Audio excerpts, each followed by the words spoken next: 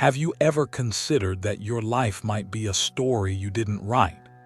That somewhere between birth and now, you agreed to forget something sacred, something so ancient, so essential, that the entire structure of your world was built to keep it hidden. This isn't a metaphor, and it's not a dream. There are truths older than language, realities that don't fit within the tight grid of logic, and you somehow have always felt them brushing against the edges of your awareness like soft echoes from a place you can't name, but never stopped missing. You were not supposed to remember, but you're here now. And that means something inside you still remembers what the world made you forget. This video is not here to teach you something new. It's here to wake something old. A memory that isn't stored in your brain but in your being. And if you're still watching, you didn't arrive by accident. You were called, not by a voice but by a resonance, a pull from beyond the veil of what is seen. So before we begin, take a breath. Let the noise of the world fall away. Let your shoulders soften. Let your mind loosen its grip on needing to understand. You are not here to analyze. You are here to remember. Welcome to Secrets Beyond Archive. Let the journey begin. You are born, you grow, you die, and then you return. It sounds like a journey of growth, of soul evolution and learning. But when you're lying awake at night, staring at the ceiling with a strange, unshakable feeling that you've done all this before, what then? What if this isn't your first round or your 10th? What if life, as you've come to know it, is part of a system designed not just to teach, but to recycle? We've all heard of reincarnation. It's a spiritual staple. Your soul leaves one body, learns its lessons, and comes back to finish what it started. Yet somewhere between lives, something happens. Something unclear. You forget everything. Not just your past lives, but your essence, your power, your origin. And you return again, searching. The question is, do you actually choose to come back? In many ancient traditions, Gnostic texts, Vedantic scriptures, and countless near-death experiences, NDE, there's a recurring idea. The soul may not be returning to earth by pure will.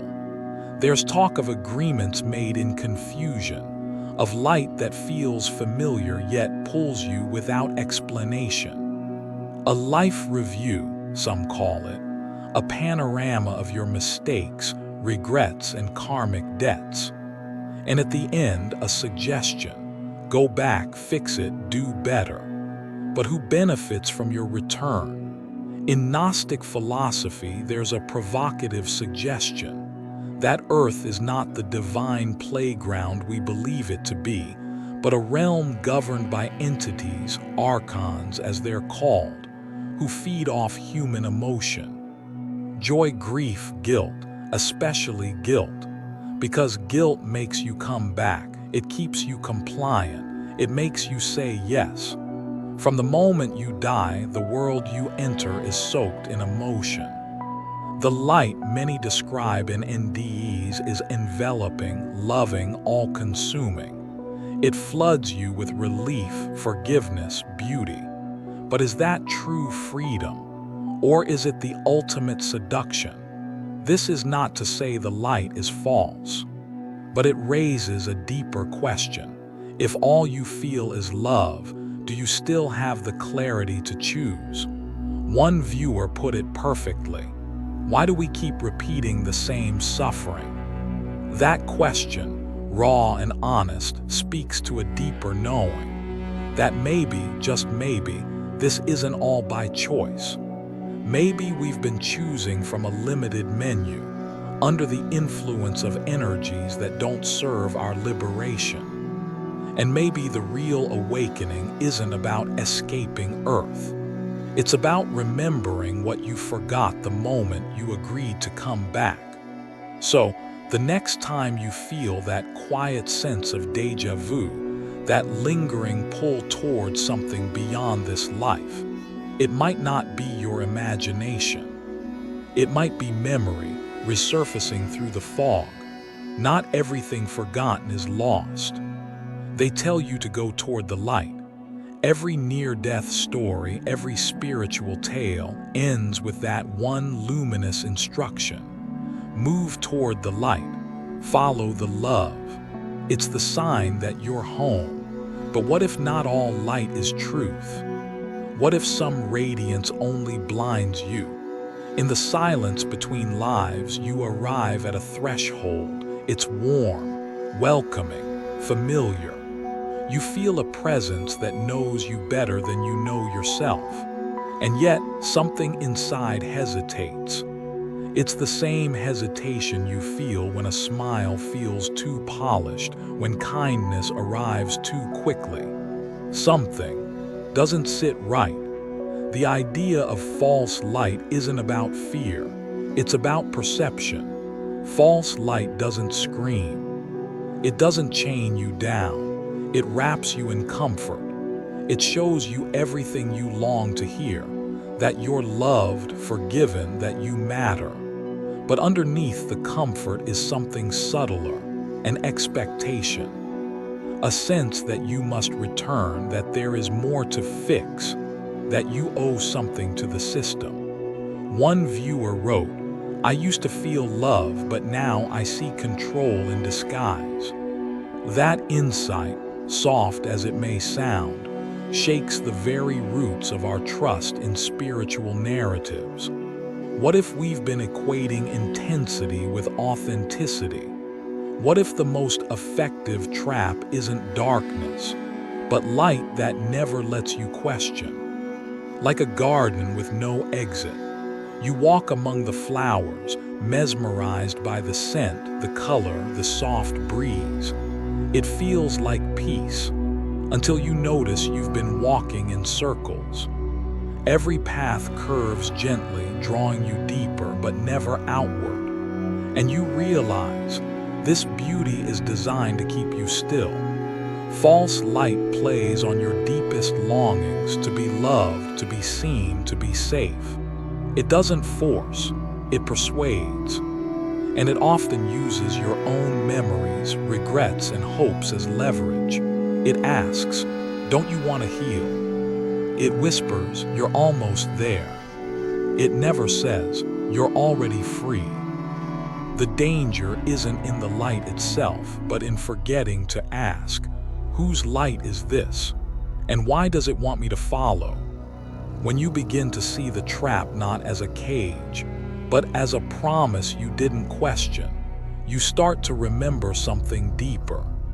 The real light, the one that doesn't seduce, never insists. It waits, quiet, patient. It doesn't need your devotion, only your clarity. The next time you feel drawn towards something that feels almost perfect, pause, look again. Ask not how it makes you feel, but how it makes you act. Does it invite you to choose, or does it demand you comply? In awakening, doubt is not the enemy. It's the beginning of discernment. And sometimes the most spiritual thing you can do is not walk into the light, not yet. If the soul is energy, then who is harvesting it? That question alone is enough to shift the ground beneath your feet. In a spiritual world that speaks so often of healing, growth, and love, it's unsettling to consider that your soul, eternal and radiant, might also be a resource. Something valued not just for who you are, but for what you produce. The Gnostics, long before modern mystics, offered a model of existence that diverged from the mainstream. According to their cosmology, this world is not the final creation of the highest source. It is a construct, a kind of spiritual matrix, governed by lower beings known as archons, ruled by a central figure, the demiurge. Not evil in the cinematic sense, but ignorant, proud, and ravenous for control. In their vision, souls do not fall into earth, they are trapped. And every cycle of rebirth is a feeding, not of the body, but of attention, emotion, energy. Are we food for gods? A viewer once asked. The question lingers not as paranoia, but as a whisper of forgotten knowing. In the myths of Sumer, Egypt, and Tibet, we find echoes of this idea. Ancient beings demanding offerings, not always through sacrifice, but through suffering, longing, devotion. What if your deepest sorrow nourishes something beyond the veil? That's not to say we live in a prison. It's more nuanced. Picture a beautifully crafted arena, vast, immersive, emotionally rich. Every joy feels earned. Every pain feels meaningful. And yet, behind the curtain, the system records every pulse of emotion like currency. Your grief has gravity. Your hope has weight. Your karmic loop may be more than a path to growth. It may be a circuit that powers something else. This isn't a call to fear, but to observe, to sit quietly with the possibility that not all beings operating behind the scenes are here to serve your freedom. Some may simply serve the system. And once you start seeing Earth not just as a school, but also as a marketplace of energy, things click into place. The push for reincarnation, the guilt loops, the relentless narrative of lessons still to learn. What if you've learned enough, but the system has no incentive to let you go? Freedom, then, is not escape. It's refusal to be manipulated. It's knowing when love is real and when it's bait. As you awaken, you won't need to fight. You'll just stop feeding. And in that stillness, you'll begin to remember. The true source doesn't demand your suffering, it offers your return. There are moments that don't quite fit. A face you've never seen but instantly trust. A city you've never visited yet feels like home. A conversation in a dream that leaves you aching because it felt real, too real. You wake with fragments, shapes, voices, places. And though your mind tries to dismiss them, your heart doesn't forget. It lingers in the emotion, unsure why it feels like something lost. One viewer wrote, "Sometimes I remember things I never lived." And just like that, a truth whispered by thousands finds its voice. We call them dreams, déjà vu, emotional flashbacks. But what if they're not glitches or tricks of the brain? What if they are leaks, soft memories slipping through the cracks of forgetting? Reincarnation isn't clean. The reset isn't perfect. Sometimes pieces return with you. That sudden sadness when walking past an old chapel. That joy when you touch a fabric that feels impossibly familiar. That unspoken knowing around someone you just met. These are not always coincidences. They might be your soul trying to speak across time, trying to remind you, this isn't your first story. In many spiritual systems, memory loss is seen as necessary for each incarnation. But cracks appear. And when they do, most of us are taught to look away. But what if you did? What if instead of dismissing the pull, you sat with it? What if instead of fearing that you're losing it, you realized you're regaining it? Not everyone experiences this, and that's okay. But if you do, if something inside you knows something your mind can't explain, then honor it. Not as fantasy, but as possibility. The soul is vast. It carries more than one lifetime can contain. Some memories don't belong to the narrative you've been told, and maybe that's why they return, not to confuse you but to call you. And when they do, let yourself ache a little, not with fear, but with wonder, because maybe what you're remembering is who you really are. You've heard it your whole life: karma is balance. You reap what you sow. What you do returns to you, and everything you suffer is what you must learn. But what if karma, as you've been told, is not just a teacher, but a contract, a currency, a system of emotional credit that never truly clears? Many spiritual teachings speak of karma as an elegant law, impartial, just, always guiding the soul toward growth. But when growth starts to feel like punishment, when suffering repeats without context, you begin to wonder, who's holding the ledger? One viewer wrote, "I feel like I'm being punished for something I don't even remember." And that's the crack in the story, the discomfort behind the doctrine. Because how can you evolve when you don't remember the offense? How can you learn when the lesson feels like a sentence? In many reincarnation narratives, you're told you chose your hardships before birth to pay off karmic debts. But choice without memory isn't freedom, it's manipulation. And so the system tells you, you still owe. It reminds you through loss, heartbreak, illness. It makes you believe that your pain is noble, that endurance is enlightenment. But debt is still debt. And when karma becomes a loop, where guilt fuels rebirth and rebirth creates more karma, you're not ascending, you're recycling. Karma, like any system, can be hijacked. What if karma was never meant to trap you, but someone found it useful that way? What if your guilt, your unworthiness, your constant striving to be good enough is what keeps the wheel turning? There's another way to see it. You are not here to repay a debt. You are here to remember your sovereignty, not to erase your past, but to stop being defined by it. Karmic healing does not require suffering. It requires presence. And when you act not from guilt, but from awareness, not from shame, but from choice, you stop feeding the loop. You begin to live. This isn't rebellion, it's remembrance.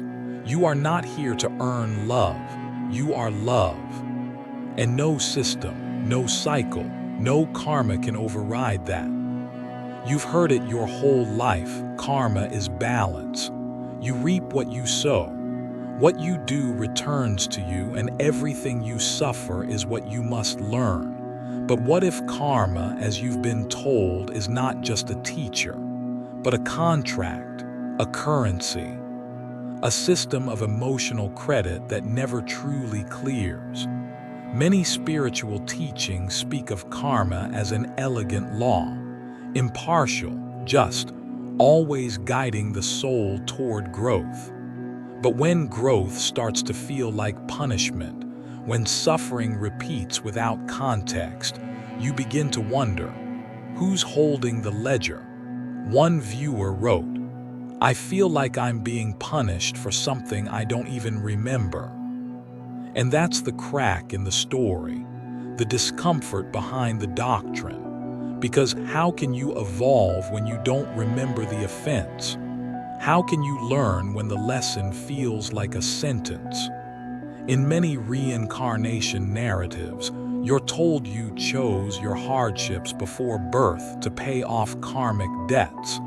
But choice without memory isn't freedom, it's manipulation.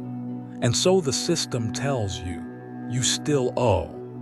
It reminds you through loss, heartbreak, illness. It makes you believe that your pain is noble, that endurance is enlightenment. But debt is still debt. And when karma becomes a loop, where guilt fuels rebirth and rebirth creates more karma, you're not ascending, you're recycling. Karma, like any system, can be hijacked. What if karma was never meant to trap you, but someone found it useful that way? What if your guilt, your unworthiness, your constant striving to be good enough is what keeps the wheel turning? There's another way to see it. You are not here to repay a debt.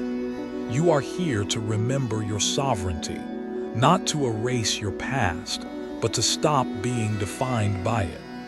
Karmic healing does not require suffering. It requires presence. And when you act not from guilt, but from awareness, not from shame, but from choice, you stop feeding the loop. You begin to live. This isn't rebellion, it's remembrance. You are not here to earn love. You are love. And no system, no cycle, no karma can override that. There's a moment, silent, suspended, after death but before rebirth. And in that moment, you're asked a question. Do you want to go back? Most say yes. But the deeper question is, why? In countless near-death experiences, people describe a life review, a panoramic replay of their entire existence, its joys, its regrets, its mistakes. But it's not a cold display. It's deeply emotional. You don't just see your actions, you feel them. You feel how others felt because of you, their sadness, their disappointment, their pain. And then comes the pull. A voice, a presence, something gentle but firm says, "You're not done. There's more to learn, more to make right." And so, in that vulnerable state, softened by guilt, cracked open by emotion, you agree. You return. But is that choice truly free? Imagine a child scolded gently for not completing a lesson. The teacher smiles, the classroom is warm, and the child, unsure, confused, nods. They return to their seat, not because they want to, but because they think they should. That is the soul in its moment before rebirth. Open, sincere, and deeply affected by what it's just relived. And this is where many spiritual frameworks diverge. Some say the soul is empowered at this moment. Others suggest it's persuaded by love, by guilt, by a sense of duty. One thing is clear, it is emotional. And emotion, as powerful as it is, can cloud clarity. It can make you say yes, not from truth, but from pressure. That's not to say rebirth is wrong, but we must ask, is it always chosen? Or is it sometimes guided by forces that understand just how to touch our most tender places? The idea that the soul agrees to return sounds noble. But in the raw aftermath of death, when the soul is unraveling, remembering, grieving, it may not be agreement. It may be persuasion. And persuasion, even when gentle, is still control. Understanding this doesn't mean rejecting the cycle entirely. It means meeting it with eyes open. It means asking new questions. It means being willing to say, "Not this time, not like this." Because true choice doesn't happen in confusion. It happens in clarity. And maybe your clarity begins the moment you ask, "Did I ever really say yes?" What if you had the chance to leave and didn't recognize it? In every lifetime, there are moments, quiet, hidden, and raw, where the veil thins, where something deep inside you breaks open. It could be through loss, through illness, through the kind of heartbreak that tears your sense of self into silence. And in that silence, something else stirs.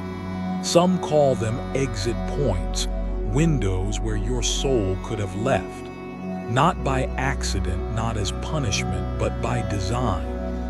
Moments where the lesson could have been complete, where you stood unknowingly at a spiritual crossroad, but you stayed. Why? In spiritual and metaphysical traditions, it's said the soul sometimes plans optional exits, forks in the timeline that allow for departure or transformation. These can appear during profound trauma, life-threatening events, or moments of total surrender. And sometimes they pass quietly with no dramatic sign, just a shift, a sense that something could have ended but didn't. Instead, you woke up, or walked away, or chose again, and maybe that was the point. One soul described it like this: I felt the invitation to go, but chose the unknown instead. I think I shifted timelines. Others speak of moments where they were sure they would die, but something pulled them back. Not fear, not logic, just a whisper, stay. But what if you missed one? What if you were offered the doorway but couldn't see it? This isn't about regret. It's about remembrance. Because if those windows are real, they might still return. Not to end things, but to offer a new kind of exit. Not from life itself, but from the patterns that bind you. From the contracts you never questioned. From the systems that feed on your forgetting. So we ask you now not to dwell, but to reflect. Was there a time you knew you had a choice, but stayed anyway? What did that moment ask of you, and what might it still hold? There is power in realizing you once had the chance to leave, and chose instead to become. And sometimes, that was the real exit all along. Amid all the seeking, the striving, the aching to awaken, there's a part of you that never flinched. It's the part that watches, quietly, lovingly, without rush or pressure. That's your higher self. Contrary to what some may think, your higher self isn't forcing your growth. It isn't setting alarms or issuing deadlines. It doesn't panic when you forget, or celebrate only when you succeed. It simply holds the signal, unchanging, patient, still. One viewer said it beautifully: I feel like something in me is always calm, even in chaos. That's not your imagination, that's your remembering. It's easy to believe awakening must be fast, dramatic, loud. That if you're not seeing signs, you're falling behind. But the truth is gentler. Awakening is not a race. Not everyone wakes up at the same time. Not everyone is meant to. The path is wide and your steps are yours alone. And your higher self knows this. It doesn't measure your worth by your insight. It doesn't withdraw when you doubt. It simply waits, like the sun behind the clouds, unchanged by your storms. You might think you're being guided towards something, but more often you're being guided back to what you've always known but forgotten. It's not a rescue mission, it's a remembering. This is why the process can feel slow, even painful. Because peeling back the layers of forgetting takes tenderness, presence, time. Your higher self does not fear delay. It does not rush grief or skip the ache of learning.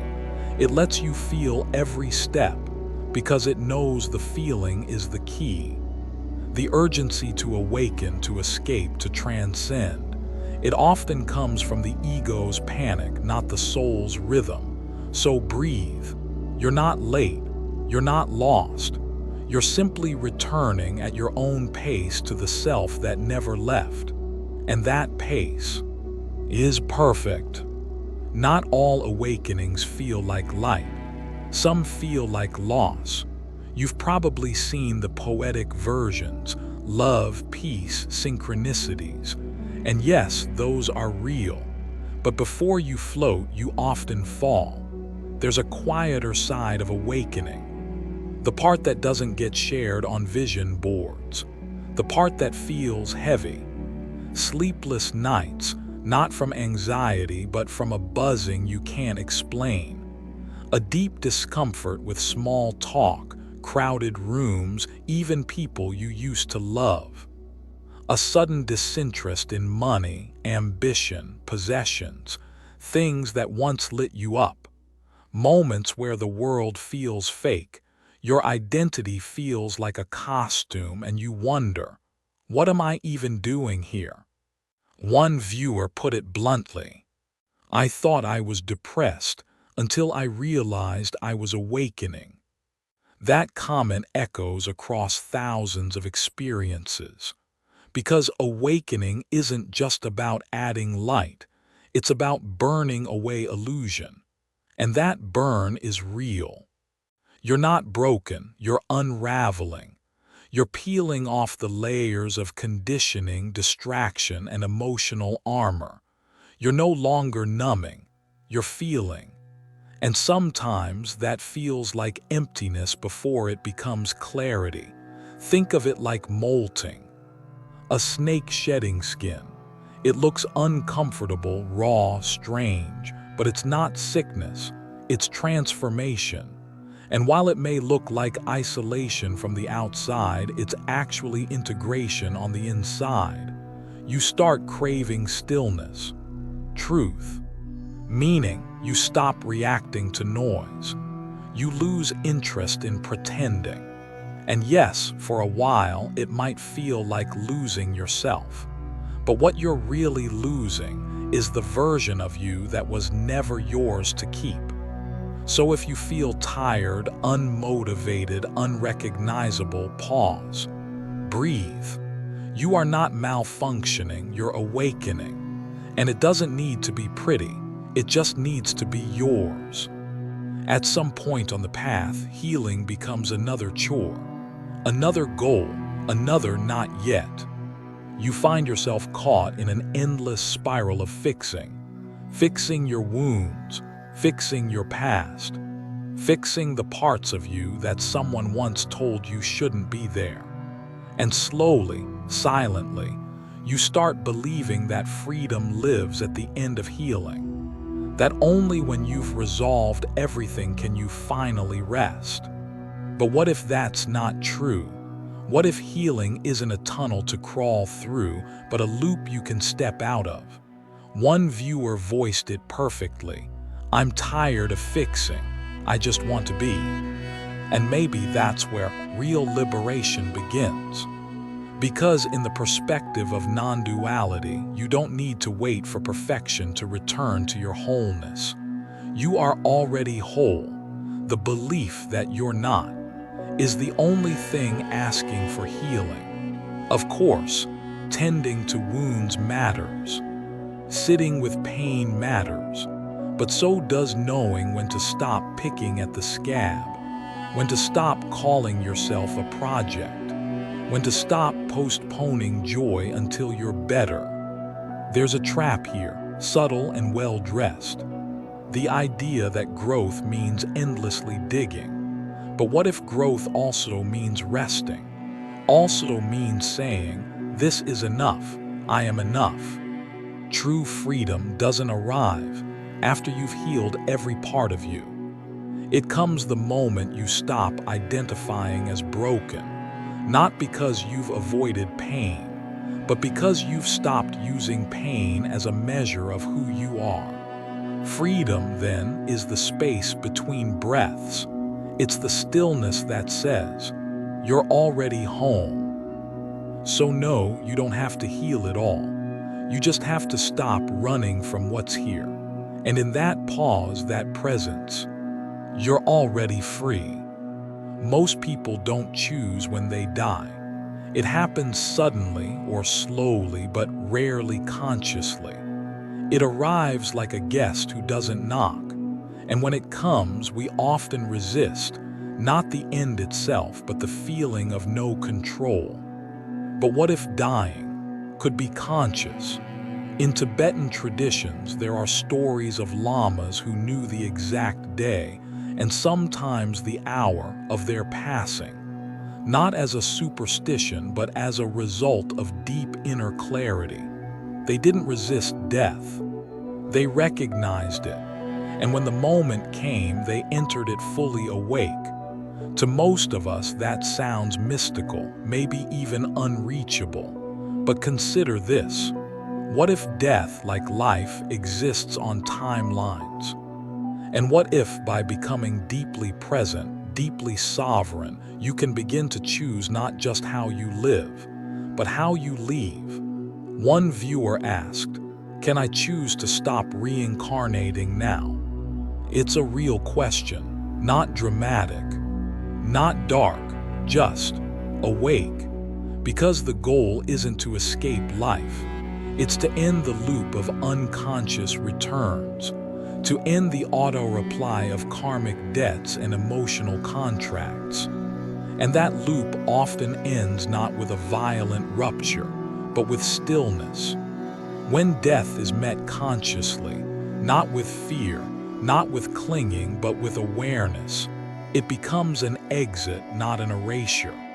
And no, this isn't encouragement to leave early.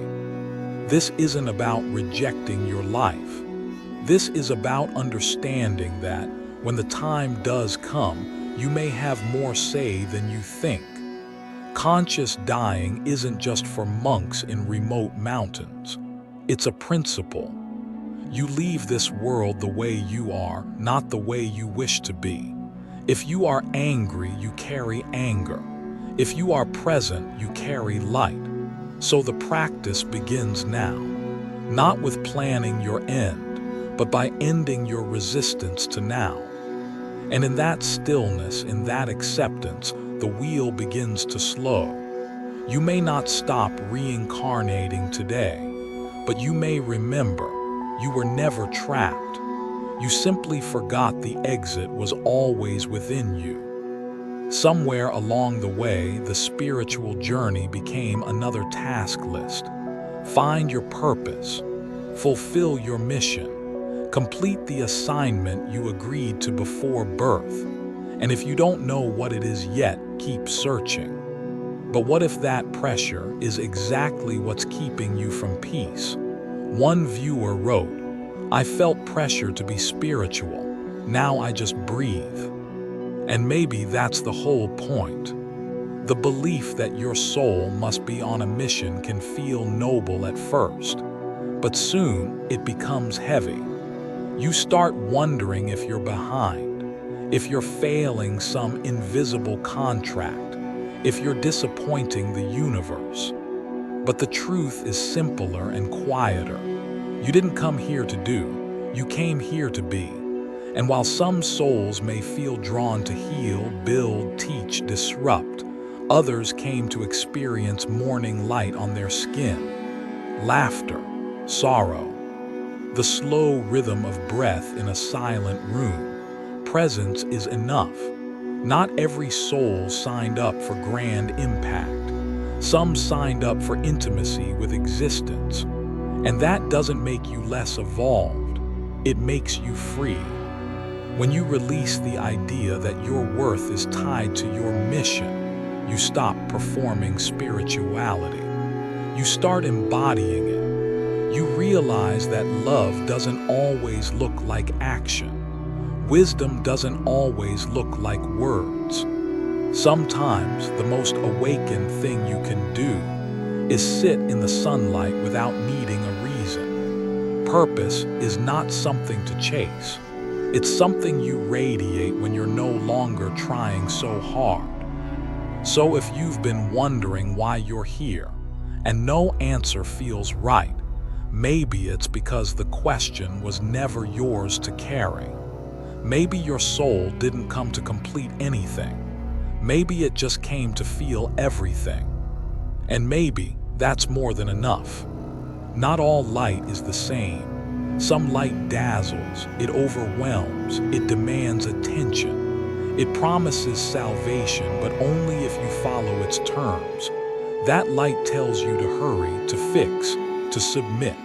And then there's another kind, quieter, warmer still. It doesn't shout, it doesn't seduce, it doesn't flash with divine authority, it simply is.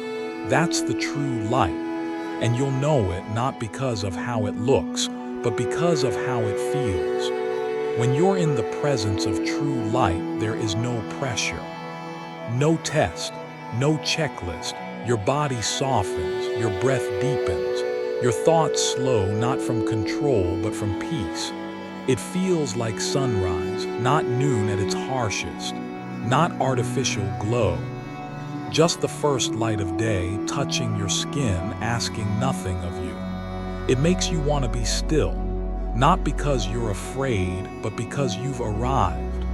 False light pulls from fear. It whispers urgency. It masks control as care. It tells you to obey or else. True light invites, never insists. One awakens your doubt, the other awakens your soul. And this is how you tell, because the true light never blinds, it clarifies. It doesn't demand your loyalty. It reflects your own essence back to you. And in that reflection, you remember, you were never separate, you were never broken. You were simply looking through the wrong light. So when you meet it, gently, humbly, don't rush to label it. Just sit. Let it hold you. Let it remind you that no light outside you is more sacred than the one within. And if it's real, you won't need to follow it. You'll recognize that you are it. Maybe you've seen the loop. Maybe you've questioned the light, felt the pull of something deeper, faced the silence between lifetimes. And still, you're here, so now what? If you stay awake. Don't drift through this life like a sentence. Don't wear the days like chains. Don't let forgetfulness pass as peace. You may not be ready to leave the cycle, but you can stop looping, because every moment is a choice, not to escape, but to engage differently, to move not from habit but from presence, to speak not from fear but from clarity, to love not from emptiness but from enoughness. Staying awake doesn't mean being perfect. It means refusing to sleepwalk. You are not here to perform your trauma. You are not here to prove your worth. You are not here to suffer until the system lets you go. You are here, if you choose, to remember. That resistance isn't always rebellion. Sometimes it's simply being still when everything tells you to run. Sometimes it's smiling at the noise and not believing it's yours. You are not lost in this world. You are witnessing it. And even if you live a quiet life, no grand mission, no cosmic download, your presence matters. So stay, but stay with your eyes open, your breath steady, your soul unbent. Stay not because you must, but because you can.